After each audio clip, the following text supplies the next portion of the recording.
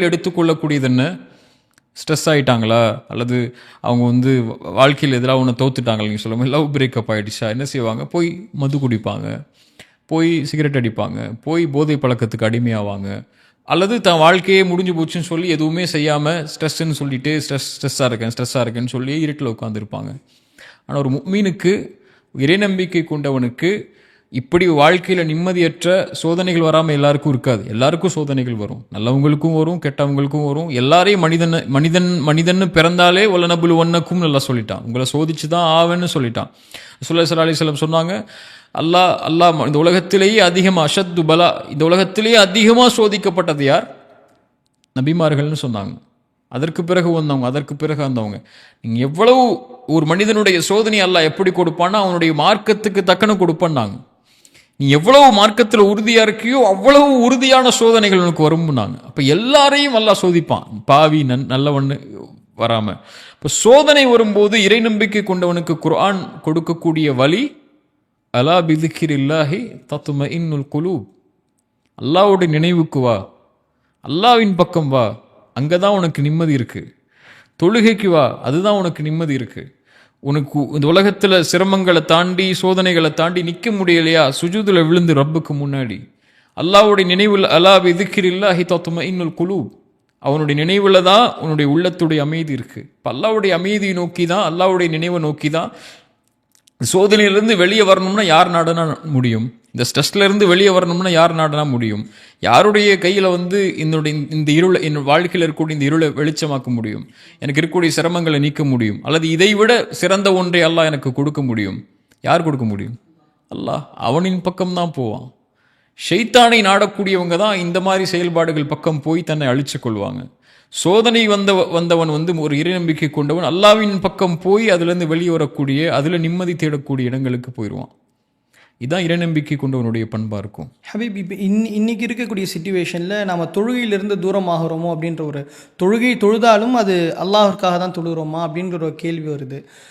தொழுகையின் மூலியமாக நம்ம என்னென்ன விஷயங்களை பெற்றுக்கொள்ளலாம்? தொழுகை தான் இறை நம்பிக்கை கொண்டவனுடைய அடிப்படையே.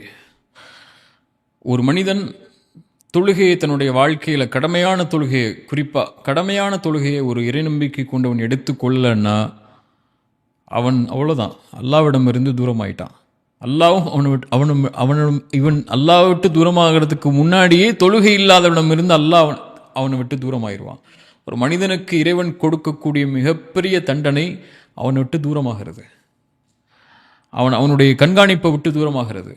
அந்த கண்காணிப்பை விட்டு இறைவன் தூரமாகிட்டான்னா, அவனை நேர்வழிப்படுத்துறதுலையோ, அவனுக்கு ரஹ்மத் செய்யறதுலையோ, இரக்கம் காட்டுறதுலையோ இறைவன் தூரமாகிட்டான்னா அதை விட பெரிய தண்டனை எதுவுமே இல்லை. அதனால தான் ரசூலுல்லாஹி ஸல்லல்லாஹு அலைஹி வஸல்லம் அல்லஹதுல்லதி பைனனா வ பைனஹும் அஸ்ஸலா, எமக்கும் இறை நம்பிக்கை கொண்டவங்களுக்கும் இறைவனை மறுத்து வாழக்கூடியவர்களுக்கும் உள்ள உடன்படிக்கை தொழுகைன்னு சொன்னாங்க. அதை ஒருத்தர் செஞ்சிட்டான்னா ஃபக்கது கஃபர், இறைவனை மறுத்துட்டான்னு சொன்னாங்க இல்லையா? ஒரே ஒரு விஷயம்தான். ரசூலுல்லாஹி ஸல்லல்லாஹு அலைஹி வஸல்லம் சொன்னாங்க, யார் ஃபஜ்ரை தொழுவாரோ அவர் அல்லாஹ்வின் பாதுகாப்பில் இருப்பார் இல்லையா? அப்படி ஆப்போசிட்டாக சொல்லுங்கள், யார் ஃபஜ்ரை தொழவில்லையோ அல்லாஹ்வுடைய தண்டனை இருப்பார், பாதுகாப்பில் இருக்க மாட்டார். இப்போ அல்லாஹ்வுடைய பாதுகாப்பில் இல்லாததை விட என்ன தண்டனை இருக்க முடியும் ஒரு மனிதனுக்கு? அவன் எங்கே போய் நிம்மதியை தேட முடியும்? அதுக்கப்புறம் எங்கே போய் வாழ்க்கையில் இருக்கக்கூடிய சோகங்களுக்குள்ள வழிகளை தேட முடியும்? தொழுகை தான் அடிப்படை. இப்போ இந்த குறிப்பாக நீங்கள் யங் ஜெனரேஷனை பற்றி கேட்குறதுனால நான் சொல்கிறேன், இன்றைக்கி இருக்கக்கூடிய எல்லா பிரச்சனைகளுக்கும் ஒரு மிகப்பெரிய மருந்து, மிகப்பெரிய ஒரு ஆயுதம் உங்கள் கையில் இருக்குன்னா தொழுகை தான். வஸ்தஈனு பிஸ்ஸப்ரி வஸ்ஸலா, சோதனைகள், பிரச்சனைகள், கவலைகள், இறுக்கம், இருள், நஷ்டம், அல்லது உங்கள் வாழ்க்கையில் நீங்கள் நினைக்கிறது கிடைக்கல, நீங்கள் விரும்பிய உறவு கை கூடலை, இப்படி என்னென்ன சோதனைகள் இருக்கோ, வஸ்தஈனு பிஸ்ஸப்ரி வஸ்ஸலா, தொழுகையை கொண்டும் பொறுமையை கொண்டும் உதவி தேடுங்கன்னு அல்லாஹ் சொல்றான். வ இன்னஹா லகபீரத்துன் இல்லா அலல் ஹாஷிஈன்,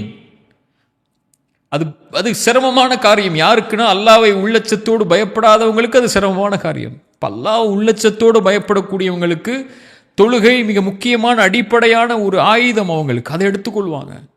சோதனை வரும்போது அல்லாஹ் முன்னாடி போய் நின்றுவாங்க. அல்லாஹ்வை கரெக்டான முறையில் அஞ்சு நேரம் தொழுகையில் கவனம் செலுத்தி அதில் தன்னை ஈடுபட்டு எப்படியாவது அந்த சோதனையிலேருந்து வெளியே வர்றதுக்குள்ள வழிகளை தேடிக்கொள்வாங்க. அல்லாஹ்வை மறுக்கக்கூடியவங்க தான், அல்லது அல்லாஹ்வை மறக்கக்கூடியவங்க தான் பாவங்களில் போய் தன்னுடைய வாழ்க்கையில் இருக்கக்கூடிய சோகங்களுக்கோ பிரச்சனைகளுக்கோ வழி தேடி அதையும் தங்களுடைய வாழ்வில் இருளுக்கு உள்ளாக்கி கொள்வாங்க. யார் நினைவிலிருந்து தூரமாகிறாரோ அவருக்கு நெருக்கடியான வாழ்க்கை அல்லாஹ் கொடுப்பங்கிறான். அல்லாஹ்வுடைய நினைவிலேயே மிகப்பெரிய நினைவு தொழுகை தான் இல்லையா? மூசா அலைஹிஸ்ஸலாம் அல்லாஹ் சொல்லும்போது லா இலாஹ இல்லா அன ஃபஅபுதுனி, வணங்க தகுதியான என்னை தவிர யாரும் இல்லை, என்னையே வணங்கு மூசா, வ அக்கிமிஸ் ஸலாத லிதிக்ரி, என் நினைவுக்காக தொழுகை நிலைநாட்டுங்கிறான். இப்போ அல்லாஹ்வுடைய நினைவிலேயே உயர்ந்த நினைவு தொழுகையாக இருக்கும்போது அதை மறந்துட்டதுக்கு அப்புறம், அதை விட்டதுக்கு அப்புறம் அல்லாஹ் என் கூட யா அல்லாஹ் எனக்கு உதவி செய்யா அல்லாஹ், எனக்கு கஷ்டமாக இருக்கியா அல்லாஹ், சிரமமாக இருக்கியா அல்லாஹ், இருளாக இருக்கியா அல்லான்னு சொல்லி கோடி முறை அல்லாஹ் அழைத்தாலும் அல்லாஹ்ட்ட இருந்து பதில் வராது. இப்போ ஒரு மனிதனுக்கு அல்லாஹ் கொடுக்கக்கூடிய தண்டனையிலேயே மிகப்பெரிய தண்டனை அவனுடைய அன்பில் அவனை விட்டு அல்லாஹ் தூரமாகிறது. அப்படி செய்யணுமா, அல்லாஹ் உங்களை விட்டு தூரமாகணுமா, ஒரே ஒரு செயலை செஞ்சுருங்க, அல்லாஹ் உங்களை விட்டு தூரமாயிருவா. தொழுகை விட்டுருங்க. ஃபக்கது கஃபர். ஹபீப், இப்போது எப்படி ஒரு மனிதன் குறிப்பாக யங்ஸ்டர்ஸ் வந்து தீனையும் துனியாவையும் பேலன்ஸ் பண்ணுறது? ஏன்னா படிக்கிறாங்க, ஒரு கரியரில் போகிறாங்க, வாழ்வில் ஒரு நல்ல தரத்துக்கு வராங்க, அல்லது வேறு ஒரு இடத்துல இருக்காங்க. எப்படி தீனையும் துனியாவும் பேலன்ஸ் பண்ணணும் அப்படின்னு சொல்லி? தீனையும் துனியாவையும் பேலன்ஸ் பண்ணுறதுல இஸ்லாம் ஒரு தராசை வச்சுலாம் பார்க்க சொல்லலை. ஒரு முஸ்லீமுக்கு துனியாவே தீன் தான் இல்லையா? கண்டிப்பாக. இஸ்லாம் தொழுகையை மட்டும்தான் மார்க்கம்னு சொல்லலை. இஸ்லாம் ஹஜ்ஜை மட்டும்தான் மார்க்கம்னு சொல்லலை. இஸ்லாம் ஒரு நீங்கள் ஜக்காத் கொடுக்கறதும் தான தர்மங்கள் செய்கிறத மட்டும்தான் மார்க்கம்னு சொல்லலை. ஒரு சகோதரனுக்கு முன்னால் புன்சிரிப்பு செய்கிறதும் மார்க்கம்தான் இல்லையா? நீங்கள் ஒரு போகக்கூடிய வழியில் உங்களுக்கு இடையூறு தரக்கூடிய ஒரு மரத்துடைய முள்ளை தூக்கி போடுறதும் மார்க்கம்தான் இல்லையா? மனைவியோடு நீங்கள் இணைகிறதும், உங்களுடைய ஆசைக்காக நீங்கள் உங்களுடைய மனைவியோடு இணைகிறதும் மார்க்கம்தான் அது. அதனால் இஸ்லாம் மார்க்கத்தையும் துன்யாவையும் பிரித்து பார்க்கல. இன்றைக்கி பிரித்து பார்த்தீங்கன்னா அது பிழை. அது இந்த உலகத்தில் நீங்கள் வாழக்கூடிய எல்லா நேரத்திலையும் அல்லாஹ் அனுமதித்த முறையில், அல்லாஹ்வுடைய தூதர் அனுமதித்த முறையில் எதை நீங்கள் செஞ்சாலும் சரி, அதுதான் தீன், அதுதான் துன்யா. அதை நீங்கள் எவ்வளோ மில்லியன் சம்பாதிக்கணும்னு நினச்சி இந்த உலகத்தில் போட்டி போட்டாலும் சரி, தவறு இல்லையே. காசு சம்பாதிக்கிற தப்பா? நீங்கள் ஒரு மில்லியனர் ஆகணும், பில்லியனர் ஆகணும், நான் பெரிய பெரிய பிஸ்னஸ் மேன் ஆகணும், நான் கோடி கோடியாக சம்பாதிக்கணும் அப்படின்னு வாழ்கிறது தப்பா? இல்லைல்ல. மறுமைக்காக உங்களை தயார்படுத்தி கொள்ளுங்கள். வலா தன்ஸ நஸீபக மினத் துன்யா, துன்யாவுடைய விஷயத்தில் உங்களுடைய பங்கை நீங்கள் மறந்துடாதீங்கன்னு தான் நல்லா சொல்கிறா. ரப்பனா ஆத்தினா ஃபித் துன்யா ஹஸனா வஃபில் ஆஹிரத்தி ஹஸனா. அதுக்கப்புறம் அல்லாஹ் சொல்கிறான் மறுமைக்காக, யா அல்லாஹ் எனக்கு உலகத்தின் நலவை கொடு, மறுமை நலவை கொடு. உலகத்தை நீங்கள் தூக்கி போட்டிங்கன்னா மறுமையே இல்லையே. இதை பேஸ் பண்ணி தான் அல்லாஹ் உங்களுக்கு மறுமையை வச்சுருக்கா. இப்போ இதை பேஸ் பண்ணி மறுமையை வச்சவன் ஒவ்வொரு நொடியிலையும் இஸ்லாமை வச்சுட்டான். இஸ்லாம்ங்கிறது ஒன்றும் இல்லை, அல்லாஹ் கடமையாக்கியதை செய்யுங்க, அல்லாஹ் அனுமதித்த முறையில் செய்யுங்க, அல்லாஹ்வுடைய தூதர் அனுமதித்த முறையில் செய்யுங்க. இதை செஞ்சிட்டீங்கன்னு சொன்னால் இந்த துன்யா தான் உங்களுக்கு மறுமை தான் துன்யா. அதனால் ரெண்டையும் பேலன்ஸ் பண்ணுறது ஒன்றும் இல்லை அவனுக்கு. ரெண்டையும் பேலன்ஸ் பண்ணணும்னா அல்லாஹ் அனுமதித்த முறையிலையும் அல்லாஹ்வுடைய தூதர் அனுமதித்த முறையிலையும் எதை செஞ்சு எதை அவன் சம்பாதிக்கணும் உலகத்தில் நினைச்சாலும் சரி, தவறாகவே ஆக போகிறது இல்லை. ரசூலுல்லாஹி ஸல்லல்லாஹு அலைஹி வஸல்லம் சொன்னாங்க, இந்த உலகத்தில் நீங்கள் ஒன்றை கேட்கறதா இருந்தால் அல்லாஹ்விடத்தில் எதை கேளுங்கன்னாங்க? ஜன்னத்துல் ஃபிர்தௌஸ், உயர்ந்த சொர்க்கத்தை கேளுங்கன்னாங்க இல்லையா? உலகத்தில் இருந்து கொண்டு. அது மாதிரி உலகத்தில் நீங்கள் எவ்வளோ போய் இலக்க வச்சு கொண்டு நீங்கள் உலகத்துடைய காரியங்கள் இருந்தாலும் அது ஹலாலாக இருந்தால் அதுவும் மறுமை தான்.